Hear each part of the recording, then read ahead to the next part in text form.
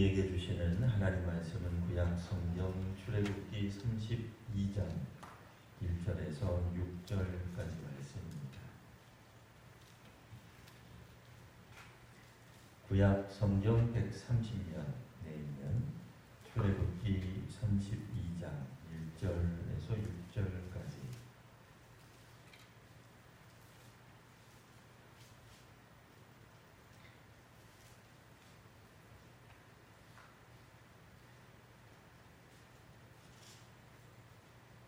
저와 여러분들이 한 절씩 번갈아 읽고 마지막 절 같이 읽도록 하겠습니다. 백성이 모세가 산에서 내려오니 더딤을 보고 모여 백성이 아론에게 이르러 말하되 일어나라, 우리를 위하여 우리를 인도할 신을 만들라. 이 모세 곧 우리를 애굽 땅에서 인도하여 낸 사람은 어찌 되었는지 알지 못함이냐.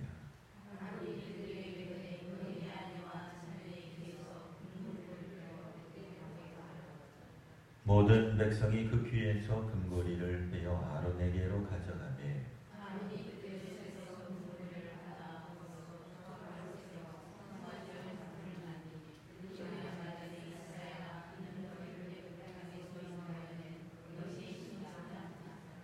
아론이 보고 그 앞에 제단을 쌓고 이에 아론이 공포하여 이르되 내일은 여호와의 절일이니라 하니 이튿날에 그들이 일찍이 일어나 번제를 드리며 화목제를 드리고 백성이 앉아서 먹고 마시며 일어나서 뛰놀더라. 아멘. 오늘 말씀을 이제 우리가 읽을 때에 마지막 9절 보시면 6절 보시면 그들이 일찍이 일어나 굉장히 그래도 신실하죠. 일찍이 일어납니다. 굉장히 그 주의 말씀을 따라서 살아가는 듯한 그런 모습을 보여주고 있습니다. 구약 성경 읽다가 보면 이제 일찍이 일어나는, 그러니까 이제 지금 이제 출애굽기이기 때문에 창세기부터 보시면 일찍이 일어났던 대표적인 인물이 한 번 있었죠. 그러니까 아브라함이 그의 아들을 잡으러 하나님께 바치러 갈 때, 그때도 이제 아브라함이 굉장히 일찍 일어나는 이제 그런 모습을 보여줬는데, 오늘 출애굽기 32장 6절에도 보면 그들이 일찍이 일어나 번제도 드리고 화목제도 드립니다. 번제는 문자 그대로 온전히 하나님 앞에 태워서 드리는 이제 그런 제사를 말합니다. 그러니까 거기서는 사람들이 먹을 게 하나도 없어요. 온전히 100% 하나님께 드리는 겁니다. 하나님 앞에 모든 것을 드리는 번제, 또 화목제를 드림으로, 화목제는 우리가 나중에 이제 레위기나 이런 성경을 통해서 보다 더 분명하게 드러나는 어떤 그런 상황들, 이런 것들을 잘 알고 계십니다만, 화목제를 드리게 되면 그 중에 일부, 그러니까 제물의 일부는 제사장이, 그리고 또 제물의 일부는 하나님 앞에 제사를 드리러 온 사람 혹은 그의 가족들이 하나님 앞에서 먹는 식탁 공동체다, 또 이렇게 말할 수 있습니다. 번제를 통해서 먼저 아마도 우리의 죄의 문제를 해결하였다, 이렇게 이제 볼 수 있죠. 그러니까 우리가 하나님 앞에 나갈 때 그냥 나가면 안 되죠. 그래서 죄의 문제를 먼저 해결하고 깨끗이 씻고 부정한 것들을 없애고, 그리고 이제 하나님 앞에 나아갑니다.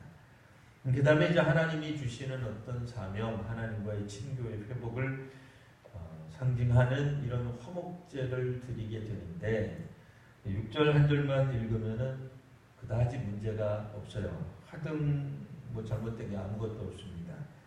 정말 신앙적으로 볼 때 이렇게만 살아간다면 얼마나 이스라엘 백성들이 하나님 앞에서 복을 누리고 또 복을 받는 일들이 많아질까라고 생각이 되는데, 또 5절을 한번 거슬러 올라가면 아론이 보고 그 앞에 제단을 쌓습니다. 창세기 출애굽기 시절에는 당연히 예루살렘 성전 같은 곳이 있을 수가 없죠. 그리고 이제 출애굽기에서도 어느 정도 나중에 나오기는 합니다만 아직은 성막이 완성된 형태가 아니기 때문에 어디서든 하나님 앞에 헌신하고 결단하는 그곳에서 제단을 쌓기만 하면 되는 거였어요. 그런 의미에서 5절도 읽어보시면 또 아론이 이렇게 이야기를 합니다. 공포하여 이르되 내일은 여호와의 절일이다.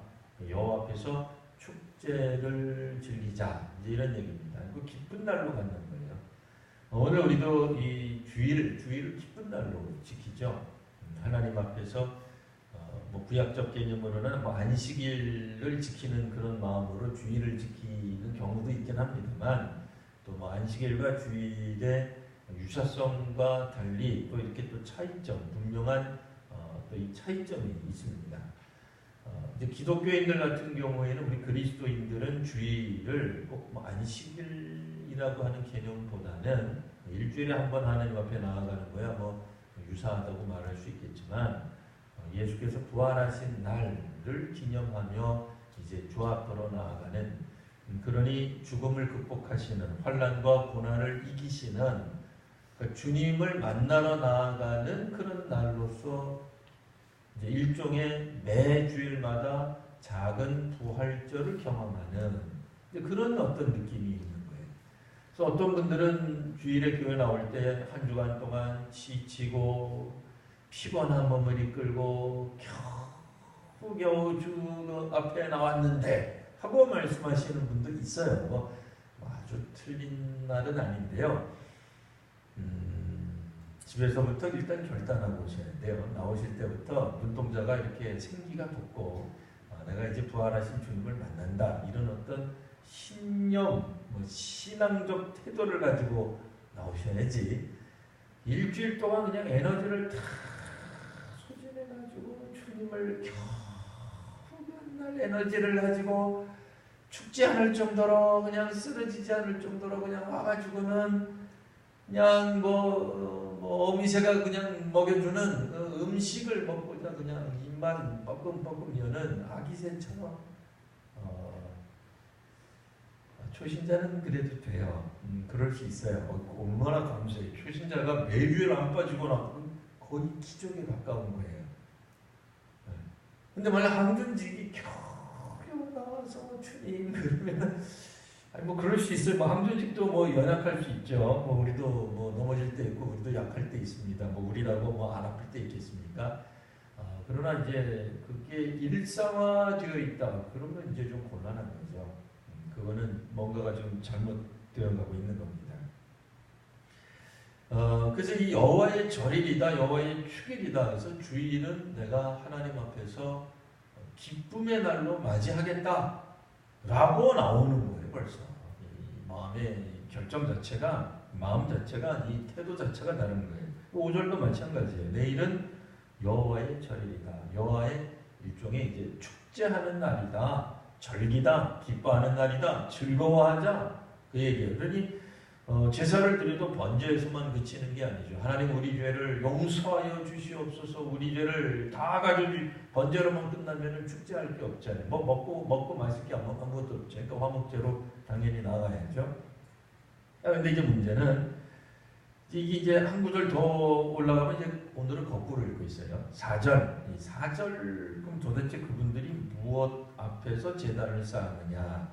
아론이 그들의 손에서 금고리를 받아 부어서 조각칼로 새겨서 송아지 형상을 만들었는데 이 송아지 형상을 보고 아론이 이렇게 얘기했다는 거예요. 이는 너희를 애굽 땅에서 인도하여 낸 너희의 신이다.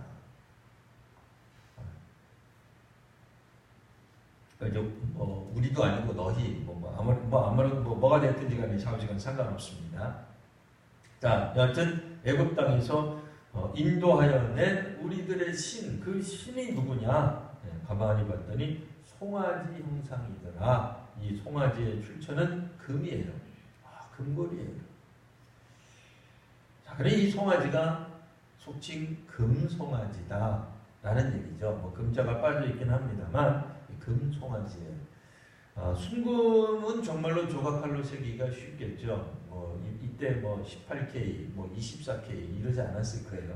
거의 순도 100%에 가까운 순금을 부어가지고 그러면 고열로 부은 다음에 나중에 어느 정도 식고 난 다음에는 조각칼로 만들기도 괜찮았을 거예요.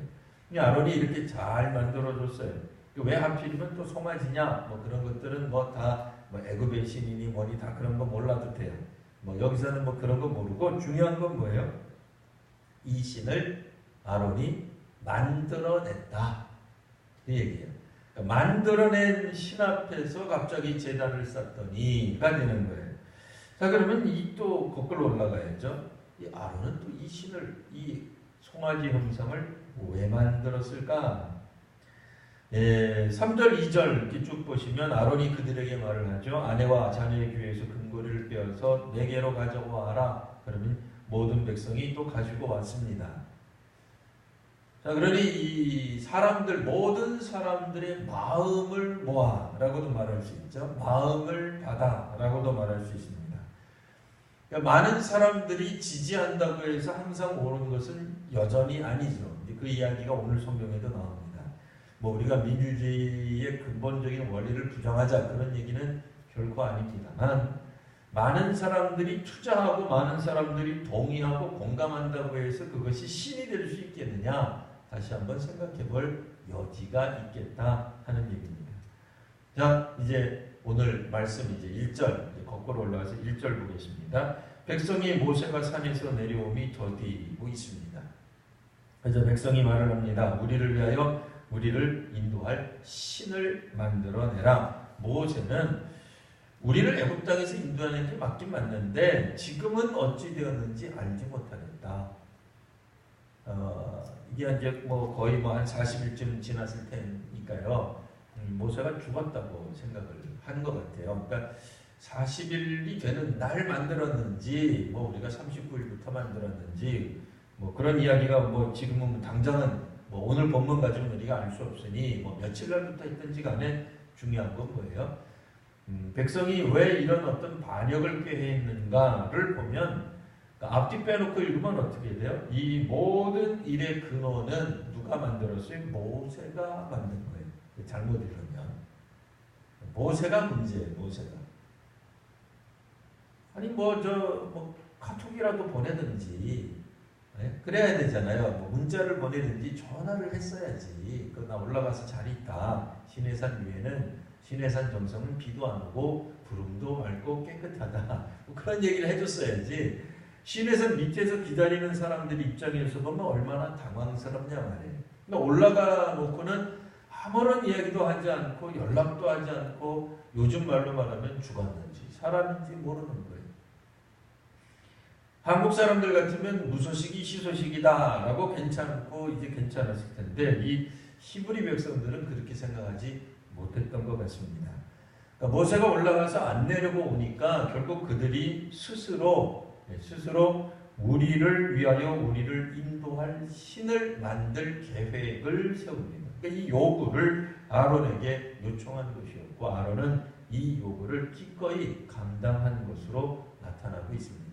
그러니까 아론이 사실 뭐 사악한 사람이 아닌 거죠. 갑자기 이렇게 읽으면 백성도 사악한 사람이 안 되는 거죠. 백성도 그냥 순전한 마음으로 모세를 기다리다가 지쳐서 모세가 어떻게 됐는지 모르니까 우리를 위하여 신을 만들어내자라고 말한 것밖에 없다가 되는 거예요. 우리가 여기서 이제 함정에 빠지기 쉽습니다. 절대로 함정에 빠져서는 안 되는 것 중에 하나가 뭐예요? 우리가 우리를 위하여 신을 만들 수 있는가 하는 질문이죠. 그러면 안 되는 거죠. 우리를 위한 신은 안 됩니다. 놀랍게도 우리를 위한 신이라고 할 때 애굽에서 인도하는 신이라고 명명백백 이분들 스스로도 말하고 있습니다. 아론도 그렇게 얘기를 했어요. 우리를 인도할 신, 인도한 신이에요. 이미 인도했다는 것을 다 잘 알고 있어요. 이분들에게 필요한 건 뭐예요? 사람이든 형상이든 뭐든 눈앞에 보이는 게 필요하다라고 하는 겁니다. 믿음은 우리 눈앞에 때로 보이지 않을 수 있어요. 우리가 보여야만 믿겠다는 사람들이 있습니다. 뭐 잘못된 믿음이라고 한마디로 우리가 비난하기는 어렵죠. 뭐 손에 잡히는 목표가 있어야죠. 그러니까 소위 말하는, 우리로 말하면 뭐 청사진 같은 것들이 있어야죠. 비전이 우리들 앞에 놓여져 있어야죠. 목록으로 있어야 좋은 거죠. 근데 이제 그런 것들이 없으면 사람들이 사실 좀 막막할 때가 있습니다. 차라리 옛날처럼 5개년, 뭐 경제발전 5개년 계획 이런 것들이 있으면 아 우리나라가 어떻게 되겠구나. 이 참 뭐가 발전하는 것 같은데 뭐 그런 요즘은 뭐 그런 경제지표 같은 것도 얘기 안 하잖아요. 사실 요즘 시대에는 누가 그런 거 이야기하는 사람이 어디 있어요? 아무데도 없죠. 그런데 또 우리가 과연 이 나라가 잘 된다고 믿을 수 있는 잘 되고 있죠. 왜 잘 안 된다고 생각해요? 근데 이때만 하더라도 모세가 눈앞에 있어야 되는 거예요. 하나님이 우리 눈앞에 있어야 되는 거예요. 하나님이 우리 앞에서 무언가 역사하는 게 있어야 되는 거예요. 근데 이제 한 가지 우리가 놓치지 말아야 될 것은 이때 만나를 먹었을까요? 안 먹었을까요? 이 사람들이. 성경 순서에 따르면 이미 지난주서부터 먹고 있었어요. 이분들이요. 왜 지난주부터 먹었죠? 지난주에 그걸 읽었기 때문에 그래요. 우리가 읽었기 때문에 지난주부터 사실은 이분들이 먹고 있었어요. 그러니까 이 벌써 지금 32장으로 훅 넘어왔거든요. 그러니까 물론 이제 뭐 장수가 넘어간다고 해서 시간이 막 넘어가는 건 아닙니다만 그래도 어쨌든 시간이 흘러간 건 마찬가지예요. 시간이 어느 정도 흘러갔어요. 그런데도 이분들이 자신들을 인도하여 낼 신을 찾는 건 도대체 뭘까? 하는 물음을 가져보셔야 돼요. 우리도 종종 우리에게 하나님이 놀라운 역사를 나타내 주시는데도 우리는 종종 손에 잡힐 만한 어떤 목표 혹은 손에 잡힐 만한 어떤 형상들을 원할 때가 있습니다.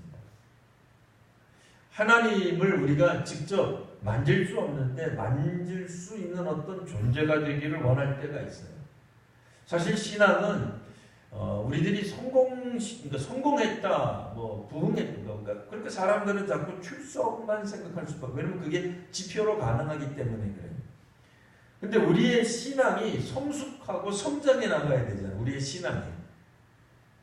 그러니까 교회가 성장한다는 게 출석 수도 있어요. 아주 없다고는 생각하지 않아요.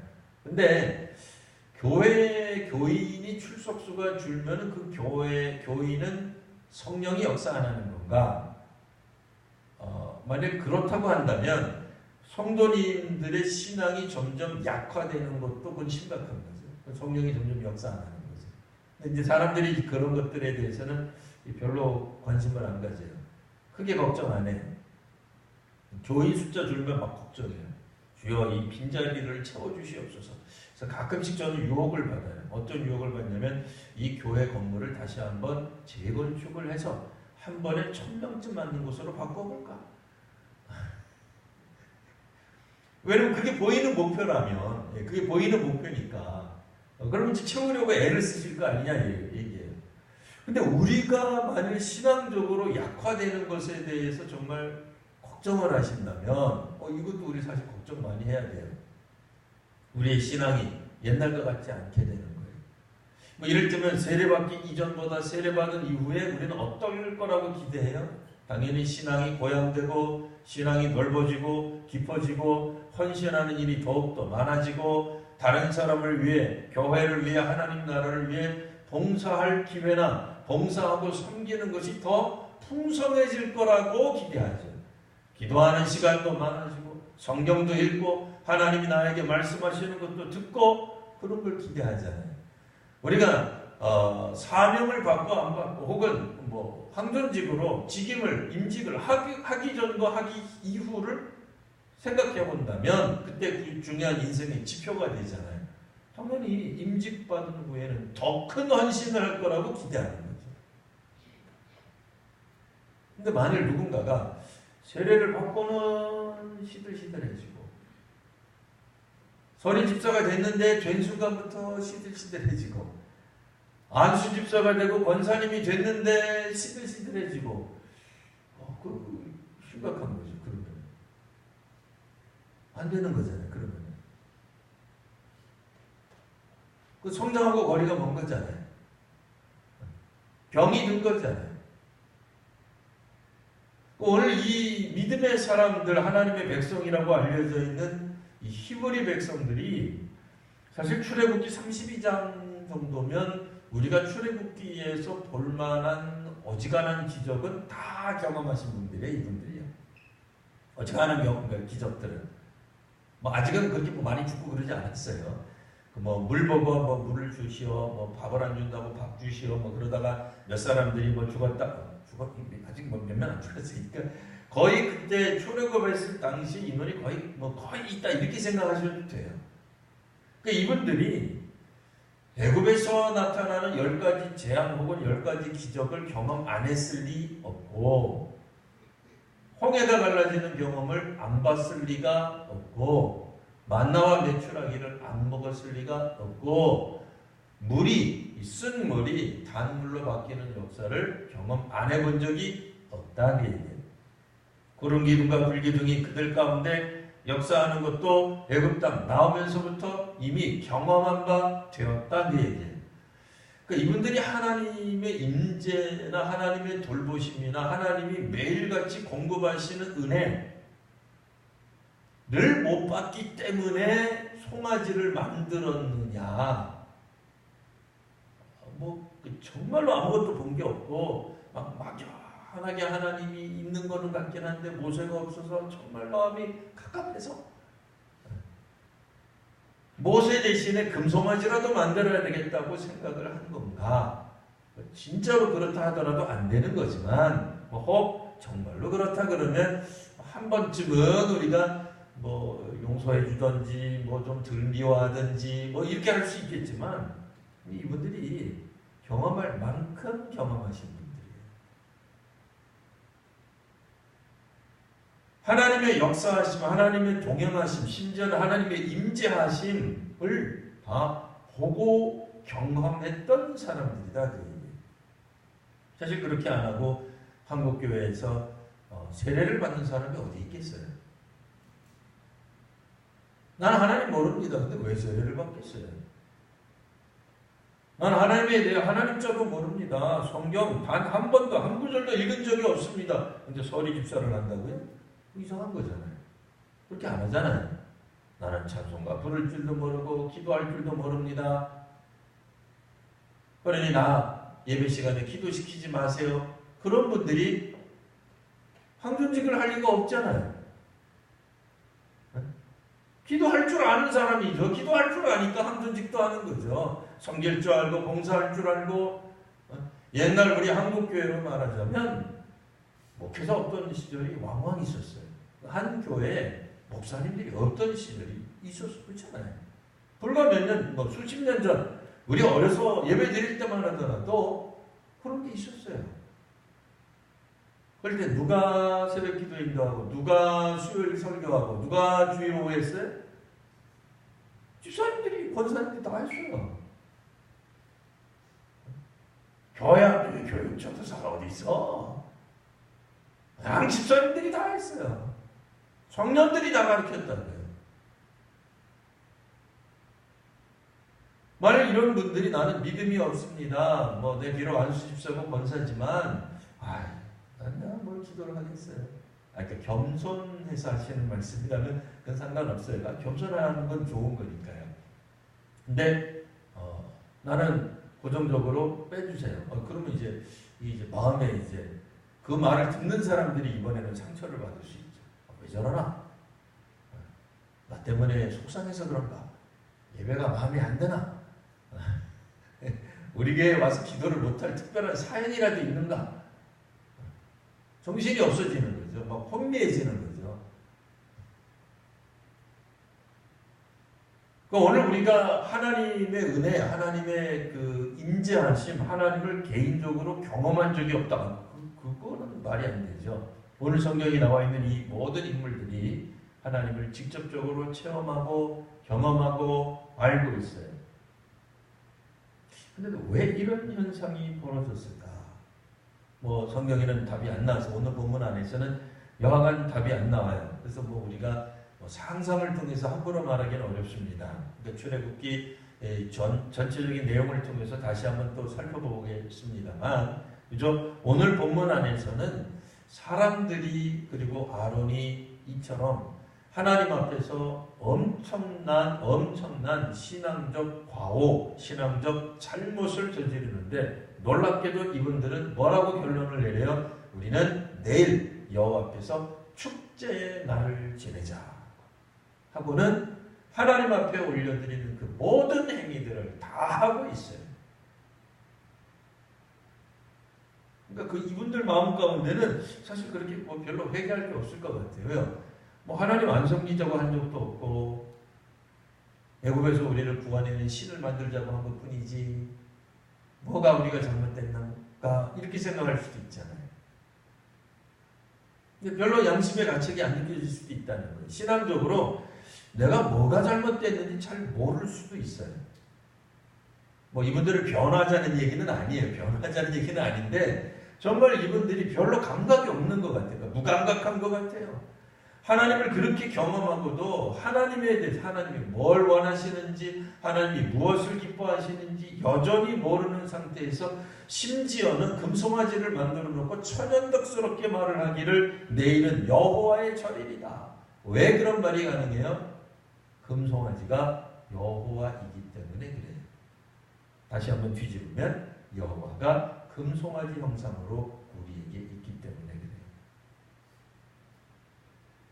신앙적으로 뭐가 잘못되는지 잘 모르는 상황이 되는 거예요. 오늘 말씀을 정리하면 이렇게 되죠. 우리가 하나님을 많이 경험합니다. 하나님을 압니다. 교회 출석 오래 했습니다. 신앙생활 오래 했고요. 또 때에 따라서는 뭐 수년째 혹은 뭐 수대에 걸쳐서 우리가 우리 주님을 믿을 수도 있습니다. 근데 놀랍게도 사람들은 여호와의 절일이다, 여호와께 예배를 드린다, 번제와 화목제를 드리고 있는 그 순간에도 그들은 하나님 기뻐하지 않는 하나님 아닌 하나님께 예배 드릴 수도 있겠구나 하는 생각을 해보게 되는 거예요. 결단코 하나님 기뻐하지 않는 하나님 예배입니다.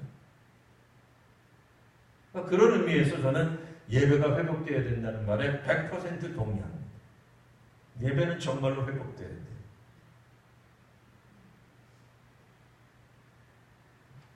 우리가 바뀌어야지 예배가 회복되는 거예요. 뭐 하나님이 갑자기 뭐 성령으로 역사 그렇게 안 해도 돼요. 왜요?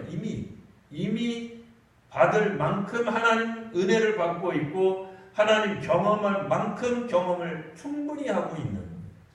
오늘 우리 식으로 말하죠. 오늘 우리 이 시대 말고요. 우리 시대로 말하면 그래도 성경에 입각한 예배, 성경에 입각한 하나님에 대한 인식 이런 것들이 우리가 있어야 됩니다.